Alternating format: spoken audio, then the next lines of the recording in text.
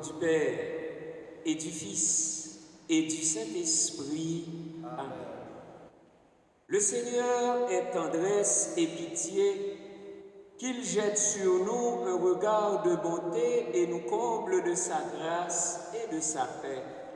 Béni soit Dieu, maintenant et toujours. Le Seigneur est lent à la colère et plein de bonté.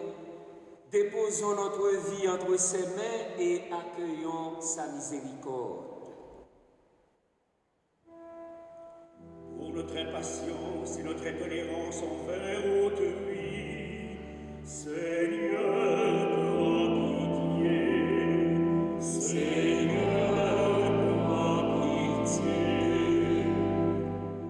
Pour avoir négligé notre relation avec toi, ô Christ, prends pitié. Ô Christ, prends pitié. Pour avoir douté de ta présence mystérieuse en notre monde, Seigneur, prends pitié. Seigneur, prends pitié. Que Dieu, dans son amour infini, nous fasse miséricorde, qu'il nous pardonne nos péchés et nous conduise à la vie éternelle. Amen.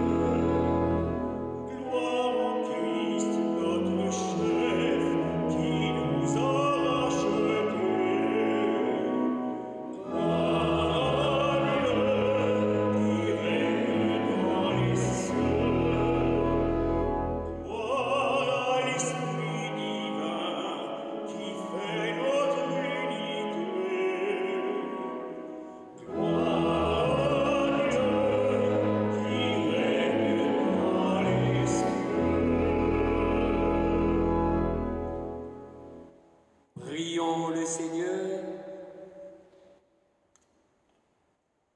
Sois favorable à tes fidèles, Seigneur, et dans ta bonté, multiplie pour eux les dons de ta grâce, afin que, brûlant de charité, de foi et d'espérance, ils soient toujours vigilants pour garder tes commandements. Par Jésus-Christ, ton Fils, notre Seigneur, qui vit et règne avec toi dans l'unité du Saint-Esprit, Dieu, pour les siècles des siècles. Amen.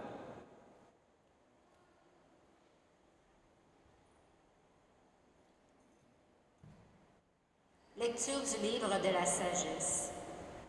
Il n'y a pas d'autre Dieu que toi, qui prenne soin de toutes choses. Tu montres ainsi que tes jugements ne sont pas injustes. Ta force est à l'origine de ta justice, et ta domination sur toute chose te permet d'épargner toute chose.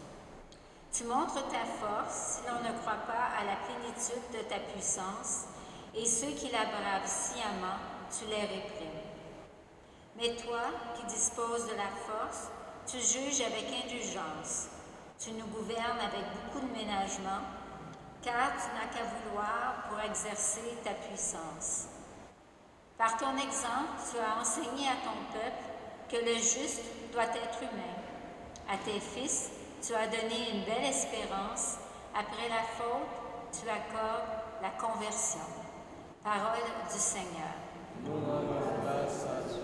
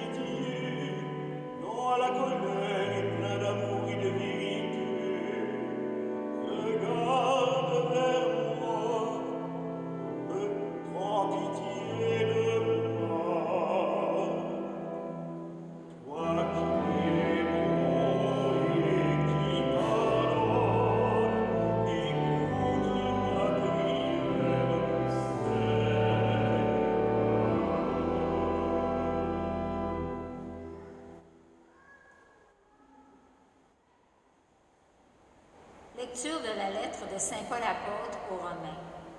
Frères, l'Esprit Saint vient au secours de notre faiblesse, car nous ne savons pas prier comme il faut. L'Esprit lui-même intercède pour nous par des gémissements inexprimables. Et Dieu, qui scrute les cœurs, connaît les intentions de l'Esprit, puisque c'est selon Dieu que l'Esprit intercède pour les fidèles. Parole du Seigneur.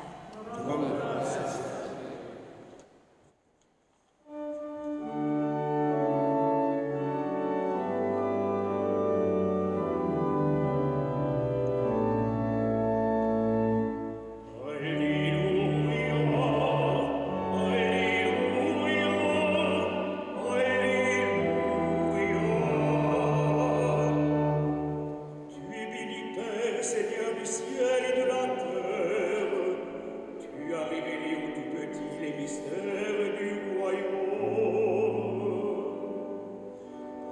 Alléluia, Alléluia, Alléluia.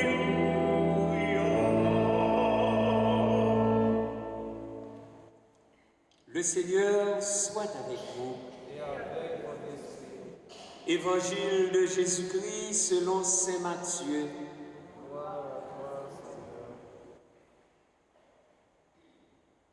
En ce temps-là, Jésus proposa cette parabole à la foule.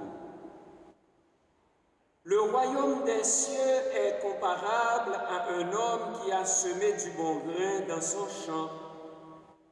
Or, pendant que les gens dormaient, son ennemi survint. Il sema de l'ivraie au milieu du blé et s'en alla. Quand la tige poussa et produisit l'épi, alors l'ivraie apparut aussi. Les serviteurs du maître vinrent lui dire, « Seigneur, n'est-ce pas du bon grain que tu as semé dans ton champ? D'où vient donc qu'il y a de l'ivraie? » Il leur dit, « C'est un ennemi qui a fait cela. » Les serviteurs lui disent, « Veux-tu donc que nous allions l'enlever? » Il répond, « Non. En enlevant l'ivraie, vous risquez d'arracher le blé en même temps. Laissez-les pousser ensemble jusqu'à la moisson, et au temps de la moisson, je dirai aux moissonneurs, enlevez d'abord l'ivraie, liez-la en botte pour la brûler. Quant au blé, ramassez-le pour le rentrer dans mon grenier. » Acclamons la parole de Dieu.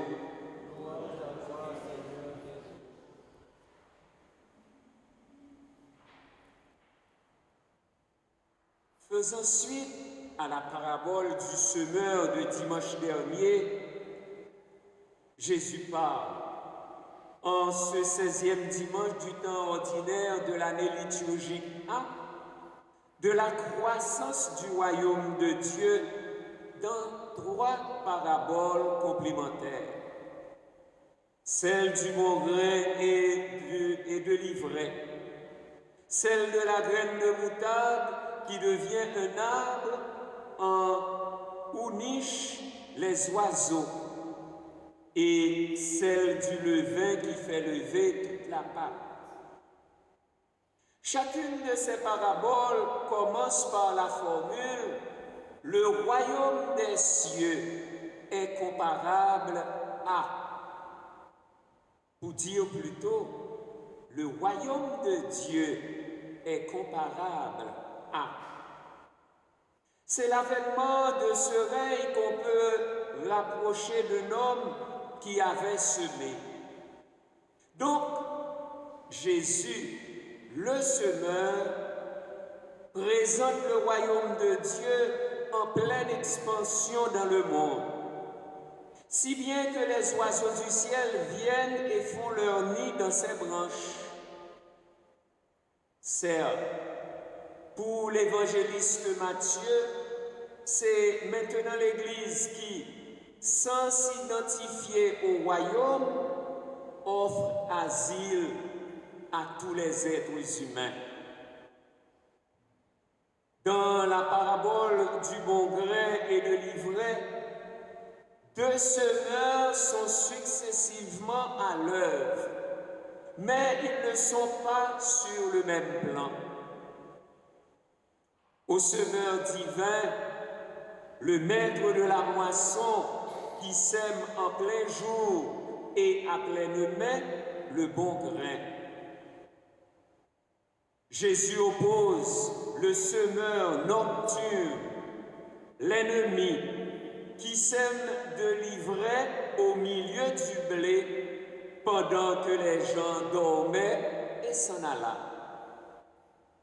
Ainsi donc, le dialogue entre le maître et ses serviteurs est éclairant. Seigneur, n'est-ce pas le bon grain que tu as semé dans ton champ? À travers cette première question des serviteurs se pose l'éternel scandale devant l'existence du mal. Qui de nous ne se heurte pas au problème du mal, au problème de la mort, au problème de la maladie?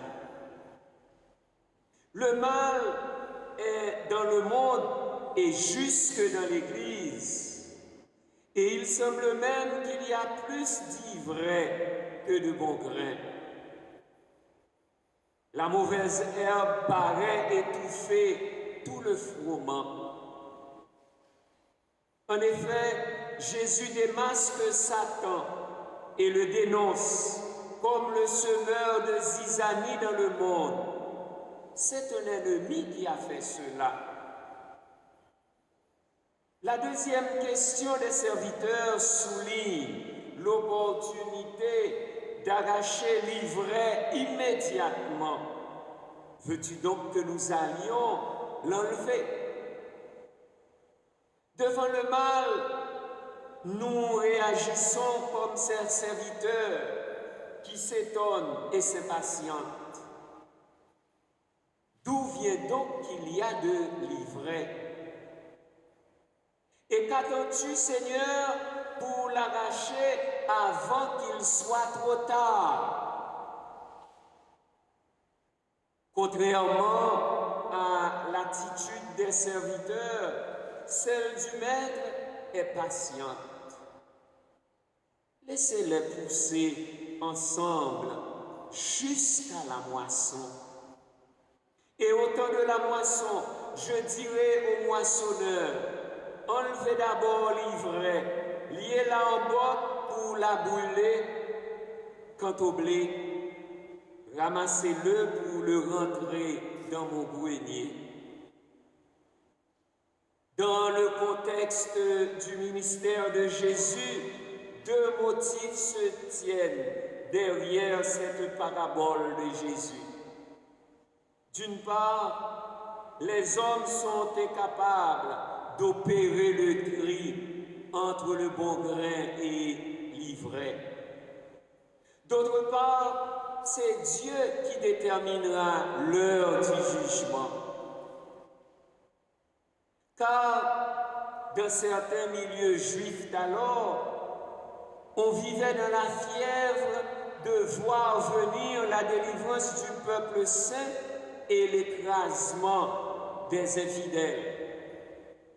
Cette expression de Jésus, jusqu'à la moisson, symbolise le jugement dernier dans l'idée de faire le tri, aboutissant au salut des uns à la perte des autres.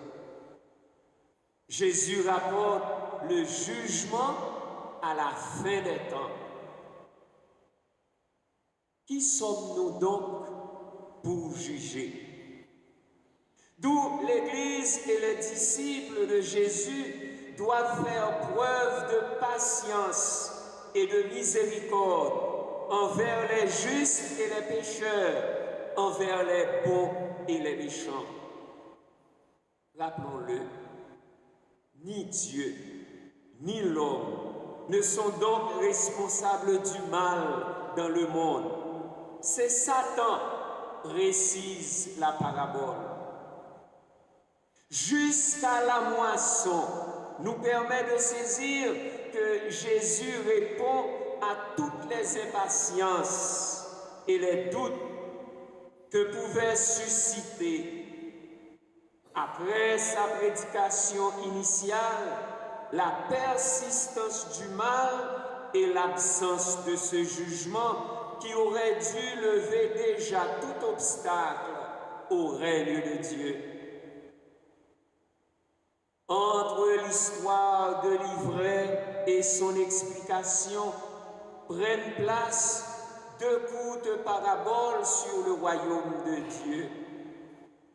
Le contraste est saisissant entre la petitesse des débuts, une graine minuscule, une infime quantité de levain, et la grandeur du résultat final, un arbre robuste, toute la pâte qu'il lève.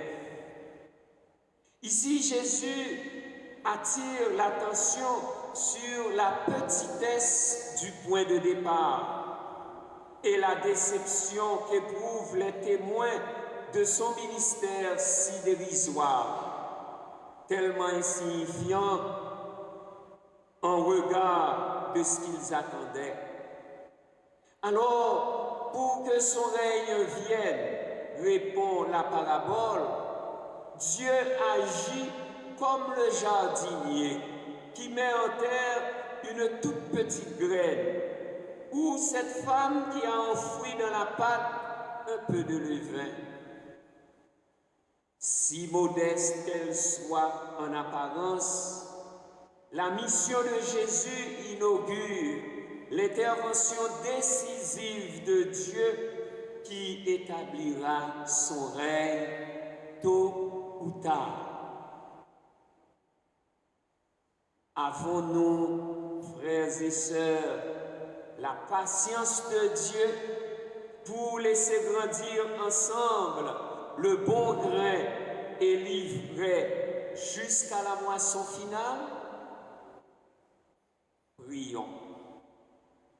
Seigneur Dieu, toi qui as enseigné à ton peuple que le juste doit être humain, toi qui, après la faute, accorde la conversion, que ton Esprit Saint vienne au secours de notre faiblesse et qu'il intercède pour nous et pour tous les fidèles, les enfants de Dieu, du Fils et de l'Esprit.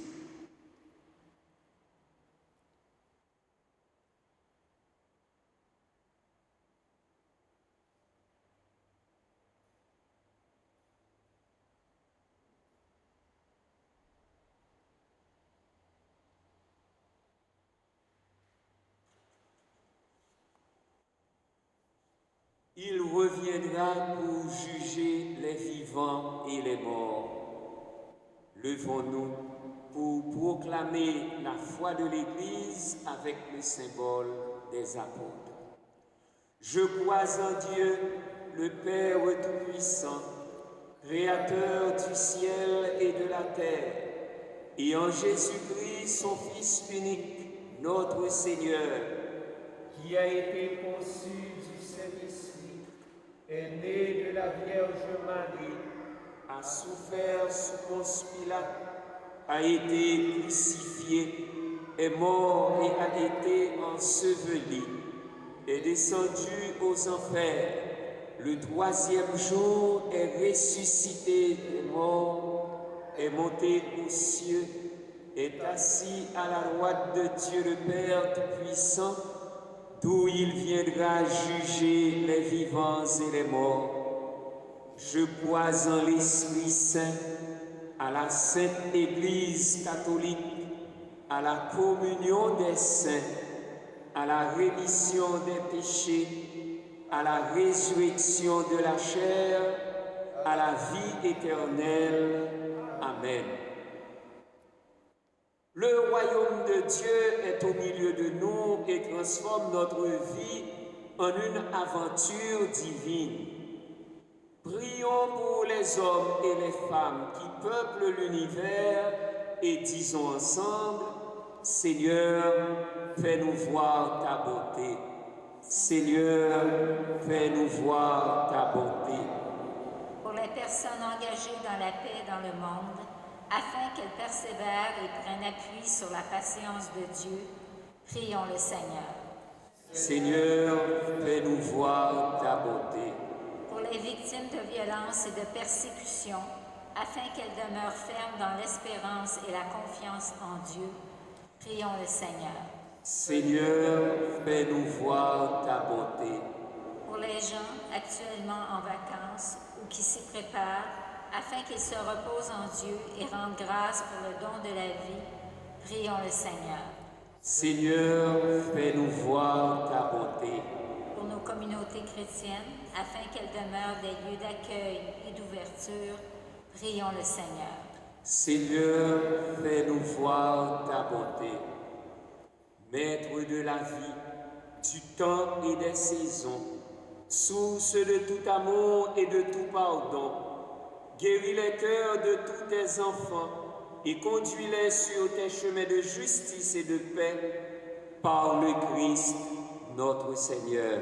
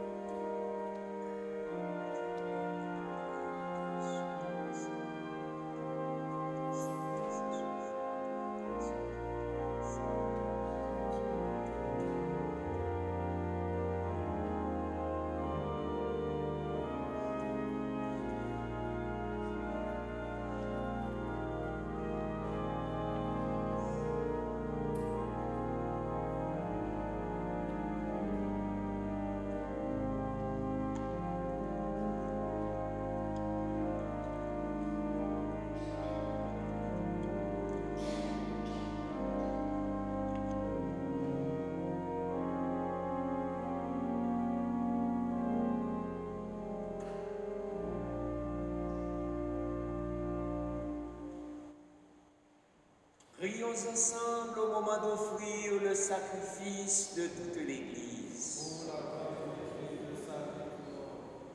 Seigneur Dieu, dans le sacrifice unique et parfait de ton Fils, tu as porté à leur achèvement les multiples sacrifices de l'ancienne loi. Reçois maintenant le sacrifice offert par tes fidèles serviteurs et sanctifie-le comme tu as béni les présents d'Abel, que les dons offerts par chacun pour honorer ta gloire servent au salut de tous par le Christ notre Seigneur. Le Seigneur soit avec nous. Élevons notre cœur. Rendons grâce au Seigneur notre Dieu. Vraiment, il est juste et bon, pour ta gloire et notre salut, de t'offrir notre action de grâce toujours et en tout lieu, Seigneur, Père très saint, Dieu éternel et tout-puissant. Nous reconnaissons le signe de ton immense gloire quand tu portes secours à la faiblesse humaine par ta puissance divine. Mais plus encore, quand ton Fils prend notre condition mortelle pour nous guérir de la mort, ainsi tu fais de notre existence périssable un passage vers le salut par le Christ notre Seigneur. Par lui, les anges adorent ta majesté et se réjouissent en ta présence à jamais. À leur hymne de louange, laisse-nous joindre nos voix pour chanter et proclamer.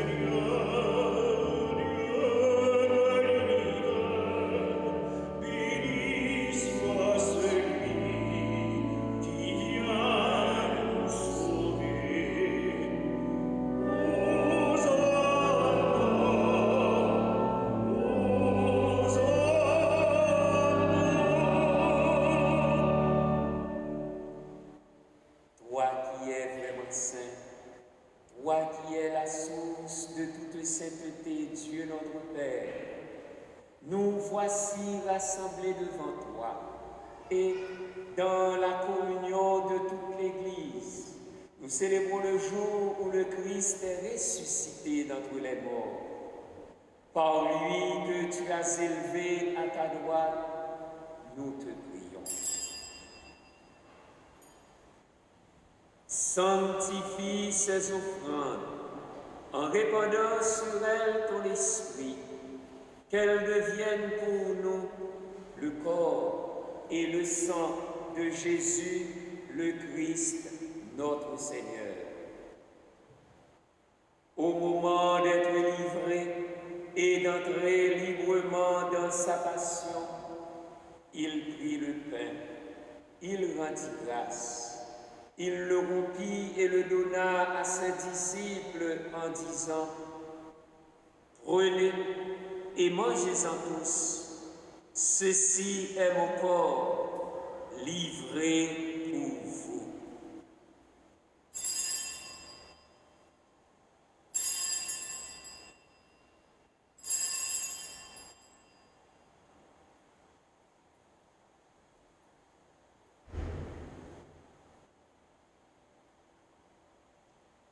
De même, après le repas, il prit la coupe.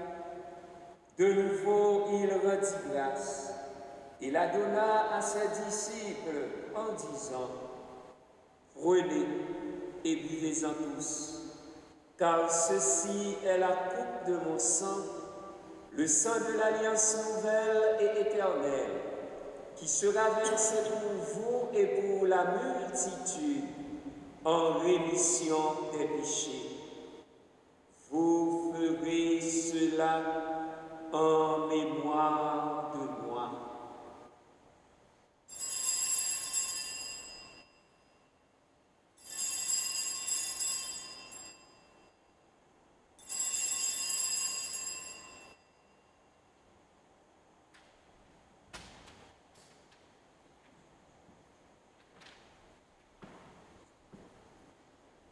Il est grand le mystère de la foi.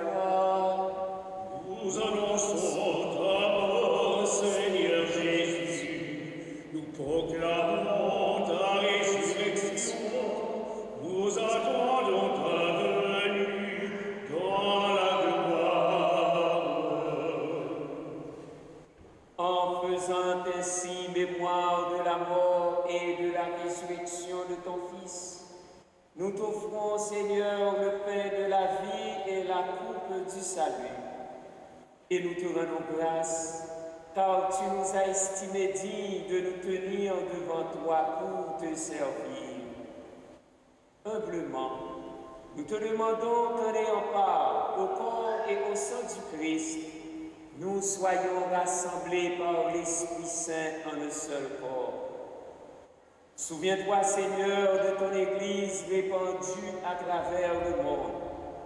Fais-la grandir dans ta charité, en union avec notre pape Léon, notre évêque Christian et tous les évêques, les prêtres et les diacres.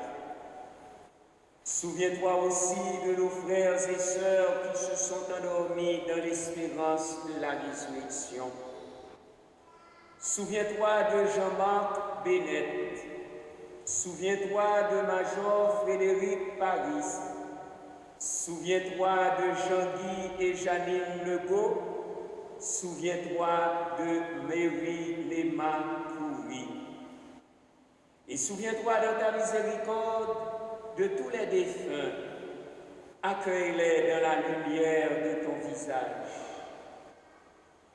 Sur Kamina Thomas, sur Raouf Hakim, sur Marguerite d'Orsainville, en action de grâce à l'occasion de leur anniversaire de naissance, sur Marie-Alix et Monique Franqueur, sur Gustave Georges, sur Marlène Lauriston, sur Azaël Saint-Hilien. Et sur nous tous enfin, nous implorons ta bonté.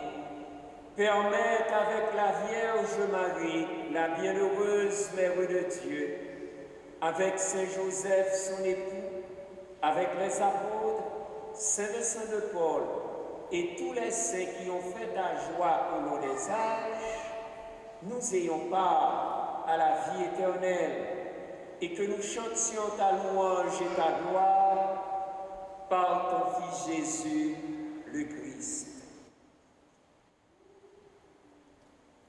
Par lui, avec lui et en lui, à toi, Dieu, le Père Tout-Puissant, dans l'unité du Saint-Esprit, tout honneur et toute gloire pour les siècles des siècles.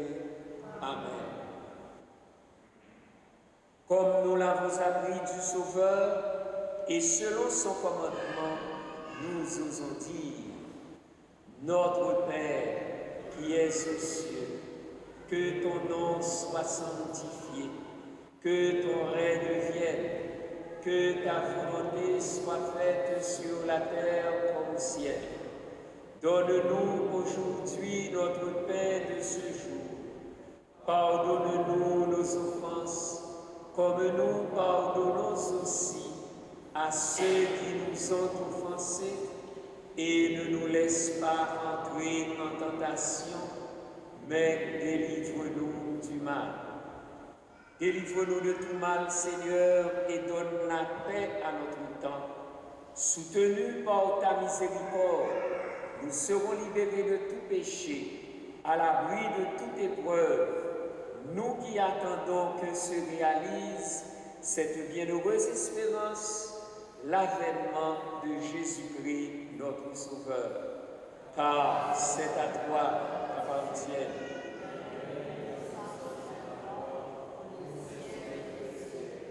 Seigneur Jésus-Christ, tu as dit à tes apôtres, je vous laisse la paix, je vous donne ma paix. Ne regarde pas nos péchés, mais la foi de ton Église, pour que ta volonté s'accomplisse.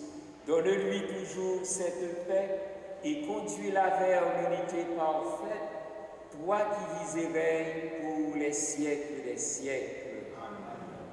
Que la paix du Seigneur soit toujours avec vous. Dans la charité du Christ, donnez-vous la paix.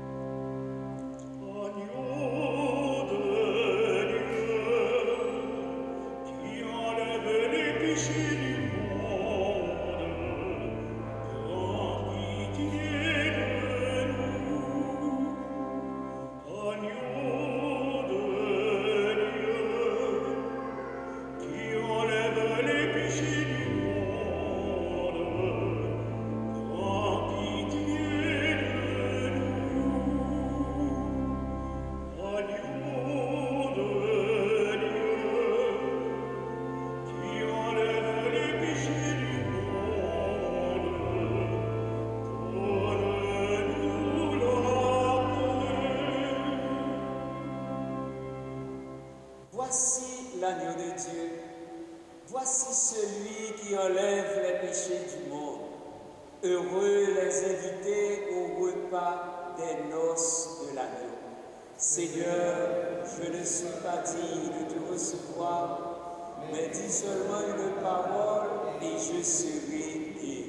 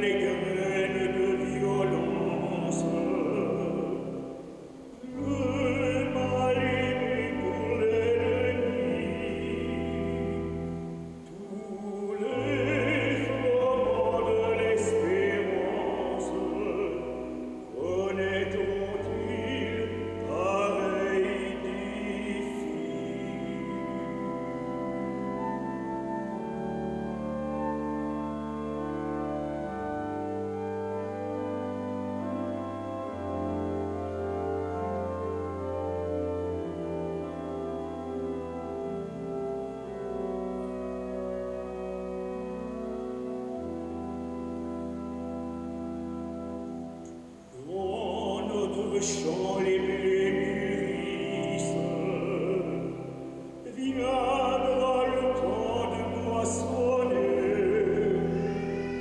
Quel blé d'amour et de justice trouveras-tu pour ton grenier?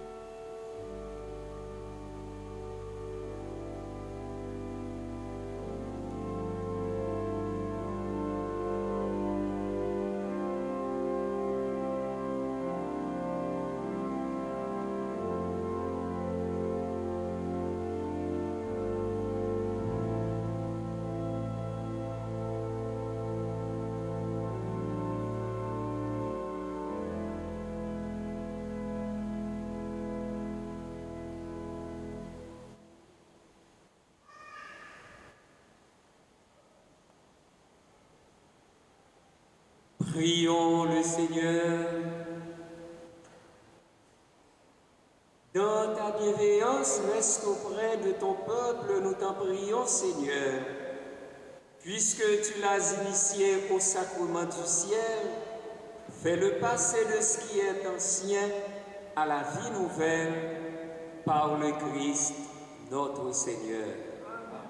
Merci à chacun et à chacune de vous pour votre présence et votre participation. Merci à toute l'équipe pastorale qui nous a aidés à vivre cette Eucharistie et un merci particulier à Louis de Carufel qui a enregistré cette messe pour le plus grand nombre de chrétiens ici comme ailleurs. Levez-vous pour la bénédiction. Le Seigneur soit avec vous. Que Dieu Tout-Puissant vous bénisse, le Père et le Fils et le Saint-Esprit. Allez dans la paix du Christ. Bon dimanche et bonne semaine.